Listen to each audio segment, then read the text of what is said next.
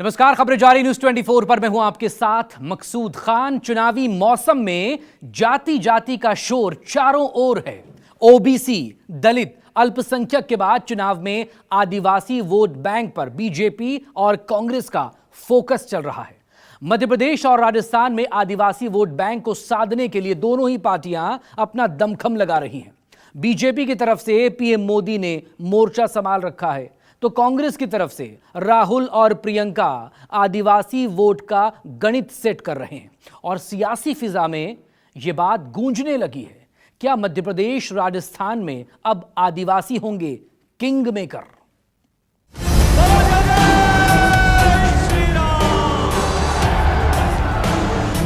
भाजपा आएगी, राजस्थान में खुशहाली लाएगी। मैं यहाँ आ रही थी तो मैंने कुछ लोगों से पूछा चुनाव में क्या होने वाला है। कहने लगे राजा जा रहा है।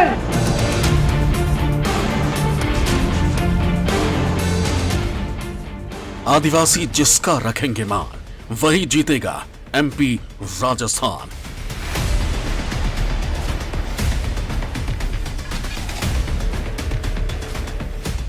विधानसभा की सियासी लड़ाई दलित, ओबीसी, आदिवासी पर आई।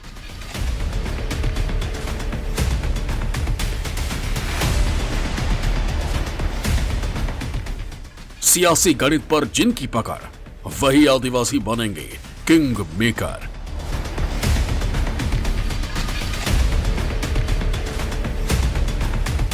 – 2024 में लोकसभा चुनाव से पहले 5 राज्यों के विधानसभा चुनावों को सेमीफाइनल के तौर पर देखा जा रहा है और इसी कड़ी में मध्य प्रदेश और राजस्थान के चुनाव बीजेपी और कांग्रेस के लिए करो या मरो की लड़ाई बन चुकी है। मध्य प्रदेश में बीजेपी और राजस्थान में कांग्रेस अपना किला बचाने के जोड़ तोड़ में लगी हुई है और इसके लिए अब दोनों पार्टियों का पूरा फोकस आदिवासियों पर सेट हुआ है। मध्य प्रदेश में 21वीं सदी आदिवासी सत्ता की अहम सीढ़ी माने जाते हैं। यही वजह है कि चुनाव से पहले बीजेपी और कांग्रेस आदिवासी समुदाय के महापुरुषों का सहारा ले रही है। एक तरफ जहां गुरुवार को प्रधानमंत्री नरेंद्र मोदी ने महाकौशल के जबलपुर पहुंचकर रानी दुर्गावती के स्मारक की आधारशिला रखी, तो वहीं गुरुवार को ही प्रियंका गांधी वाड्रा ने मालवा निमाड़ के धार पहुंचकर टंट्या मामा की मूर्ति का अनावरण किया। इतना ही नहीं, पीएम मोदी और प्रियंका ने अपने भाषण में भी आदिवासियों के हितैषी बनाने का संदेश देने की कोशिश की। प्रधानमंत्री मोदी ने गुरुवार को आदिवासी समुदाय की गोंड वंश की वीरांगना रानी दुर्गावती के स्थल जबलपुर पहुंचकर रानी दुर्गावती के स्मारक की आधारशिला रखी। पीएम मोदी के दुर्गावती के स्मारक की आधारशिला रखने के पीछे के सियासी गणित को समझे तो महाकौशल रीजन में जबलपुर, कटनी, कमलनाथ का गढ़, छिंदवाड़ा, सिवनी, नरसिंहपुर, मंडला, डिंडौरी और बालाघाट जिले। इस क्षेत्र में विधानसभा की 38 सीटें हैं, जिनमें से 2018 विधानसभा चुनाव में 24 सीटों पर कांग्रेस और 13 पर बीजेपी का कब्जा है, जबकि एक सीट पर कांग्रेस से बागी होकर लड़े निर्दलीय प्रत्याशी की जीत हुई है।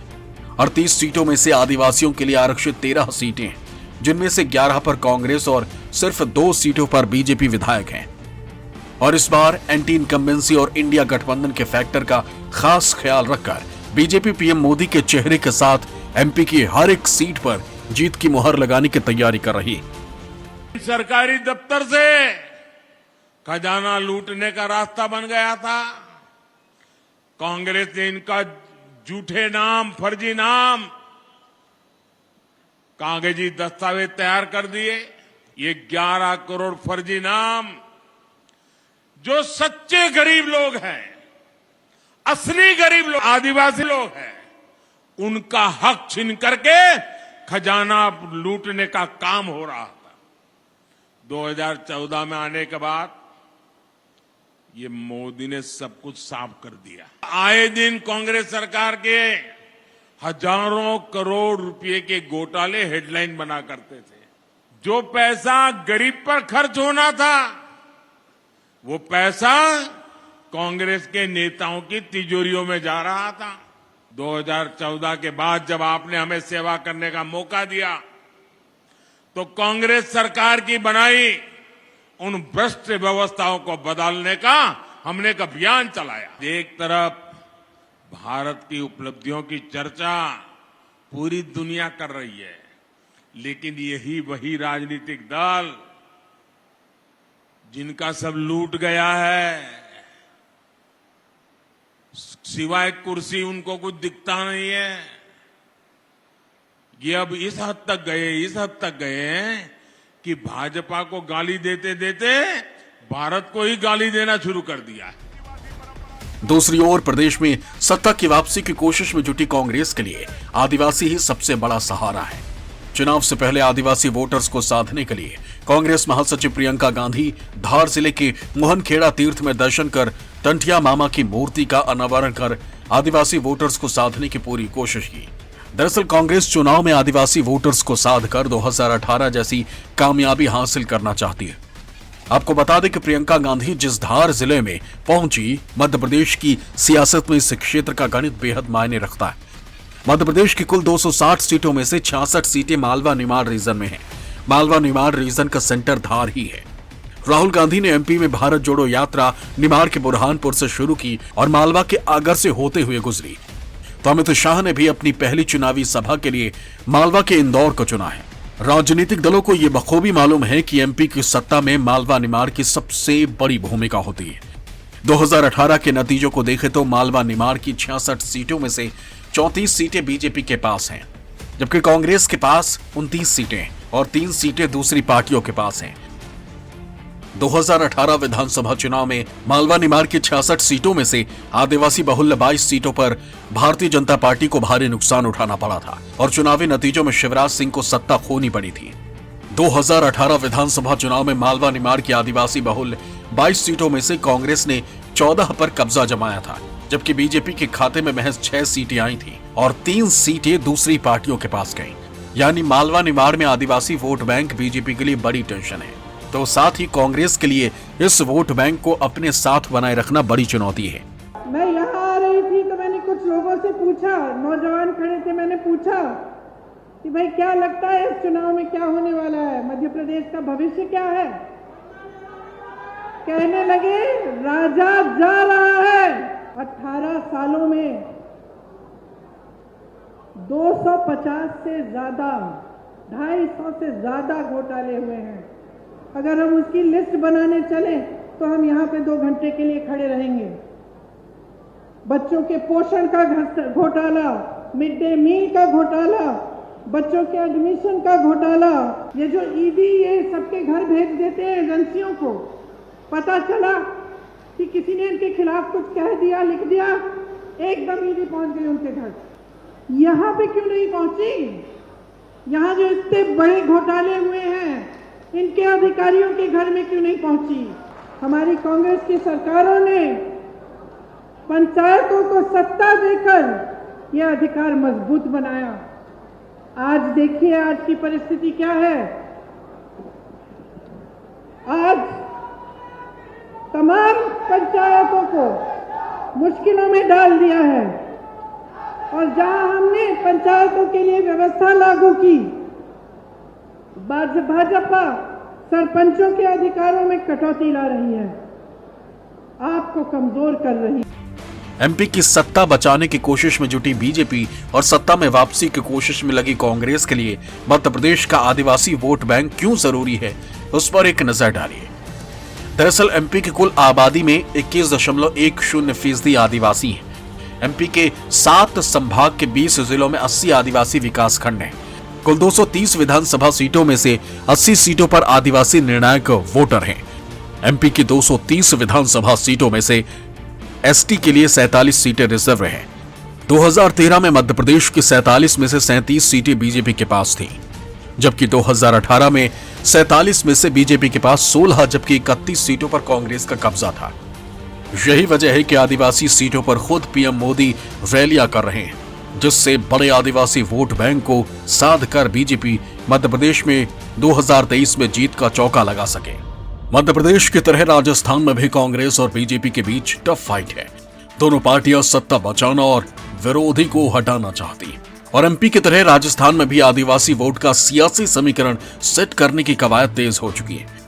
राजस्थान में भले ही 2 पार्टियों का शासन रहा हो, लेकिन आदिवासी इलाकों में इस बार मुकाबला त्रिकोणीय होगा, क्योंकि कांग्रेस और बीजेपी के साथ दो आदिवासी पार्टी भी इस बार चुनावी मैदान में है। इस बार आदिवासियों की ट्राइबल पार्टी और भारतीय आदिवासी पार्टी भी कड़ी टक्कर देने के लिए मैदान में है।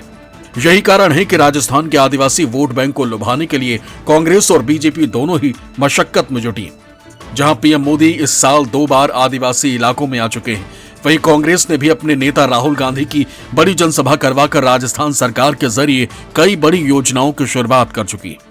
आपको बता दें कि राजस्थान के आदिवासी बेल्ट की सीमा गुजरात मध्य प्रदेश से लगती है और आदिवासियों यानी अनुसूचित जनजाति के लिए 25 सीटें आरक्षित हैं।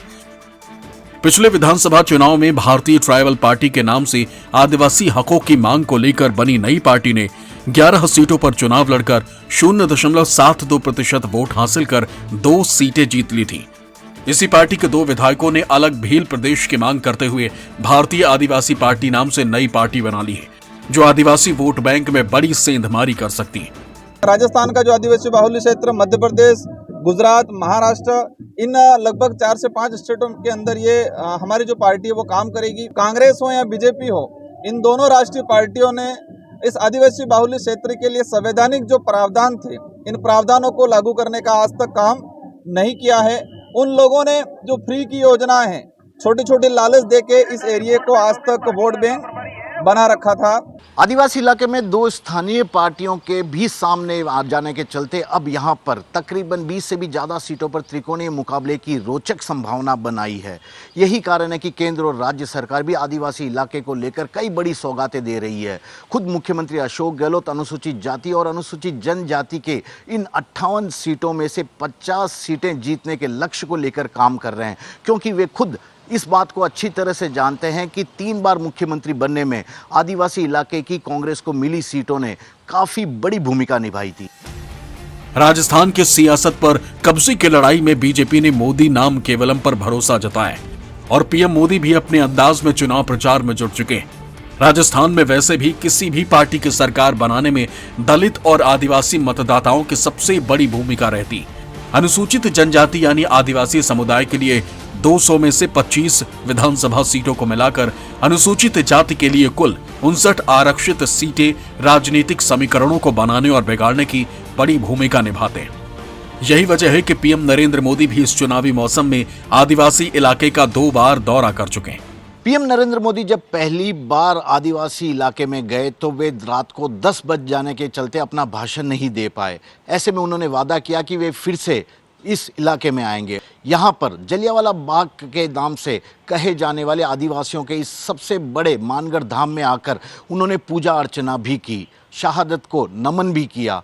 साथ ही अपनी सरकार द्वारा आदिवासी इलाके के लिए बनाई गई तमाम योजनाओं का उल्लेख करते हुए उन्होंने बीजेपी को फिर से सत्ता में लाने की अपील भी कर डाली। मध्य प्रदेश और छत्तीसगढ़ के साथ साथ प्रधानमंत्री मोदी राजस्थान में भी कांग्रेस पार्टी पर हमलावर है। बीजेपी आचार संहिता लगने से पहले ताबड़तोड़ तरीके से राजस्थान को योजनाओं के गिफ्ट दे रही और लगे हाथ पीएम मोदी गहलोत सरकार पर बड़े हमले भी कर रहे हैं। जोधपुर में करीब 5,000 करोड़ रुपए के विकास के काम, उसका शिलान्यास या उद्घाटन करके आया हूं आपके यहां। सरकारी कार्यक्रम था, लेकिन मुख्यमंत्री जी गायब थे। क्यों गायब थे? क्योंकि उनको भरोसा है मोदी आएगा तो सब ठीक हो जाएगा। आप सबने लाल डायरी के बारे में सुना है कि लाल डायरी में कांग्रेस के करप्शन की हर काली करतूत उसमें है।